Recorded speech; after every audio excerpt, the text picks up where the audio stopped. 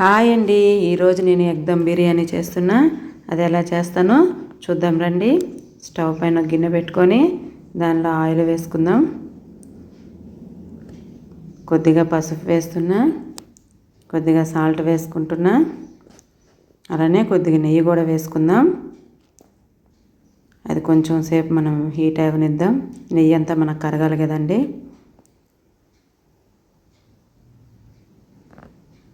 మనకి నెయ్యి కరిగిపోతుంది.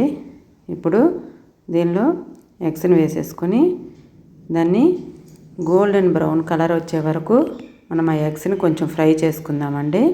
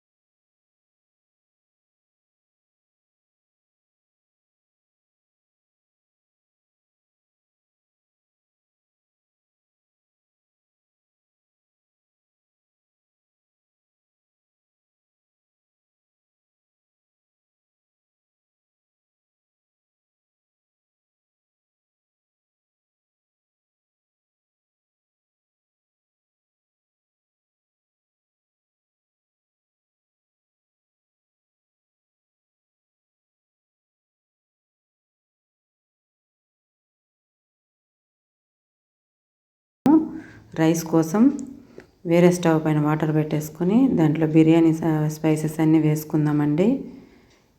ఆకు, ఇలాచి, అలానే చెక్క, లవంగాలు, కొంచెం సాజీరా వేసానండి.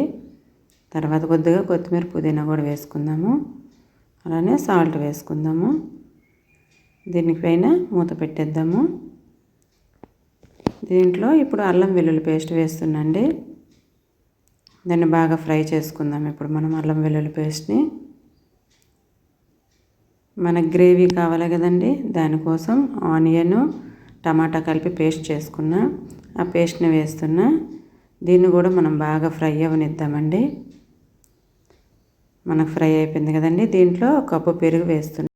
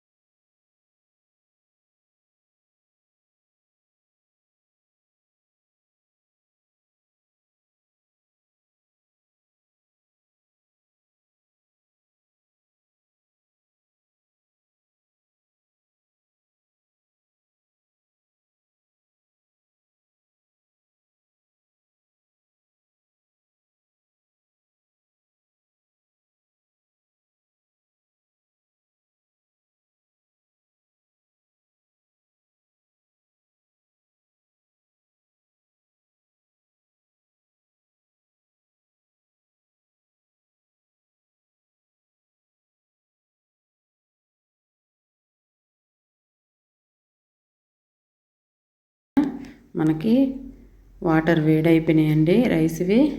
మూత తీసి చూద్దాం. ఇదిగోండి వాటర్ మరిగిపోతున్నాయి చూడండి బాగా. ఇప్పుడు ఇందులో నేను ఒక అరగంట ముందే రైస్ నానబెట్టి పెట్టానండి. ఆ రైస్ని ఇందులో వేసేద్దాం. నేను నార్మల్ రైస్ని తీసుకుంటున్నా అండి. ఆ రైస్ని ఇందులో వేసేద్దాం.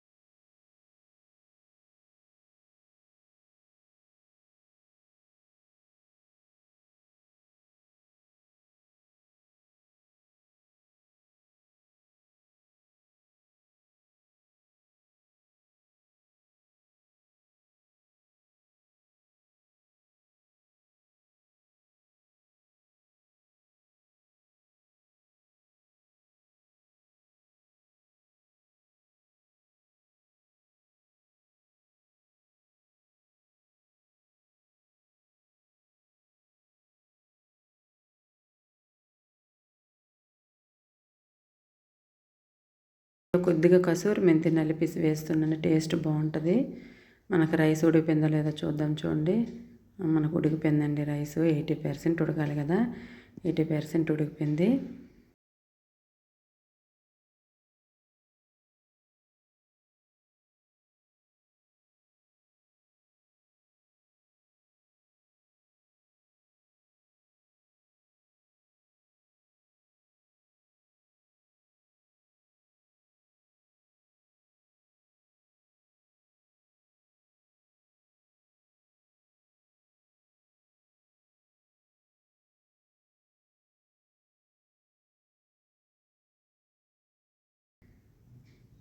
ఇంకా పైన మనం ఒక ప్లేట్ను మూత పెట్టేసి కొంచెం ఏదైనా కొంచెం వెయిట్ ఉండేది దానిపైన పెట్టేద్దాం.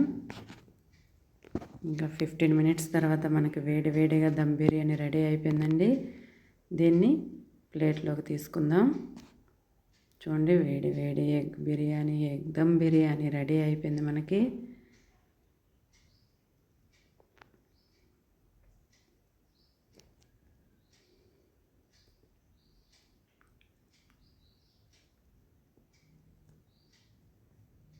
చూడండి, చాలా టేస్టీగా వచ్చిందండి. మీరు కూడా ఒకసారి ట్రై చేసి చూడండి. Thanks for watching.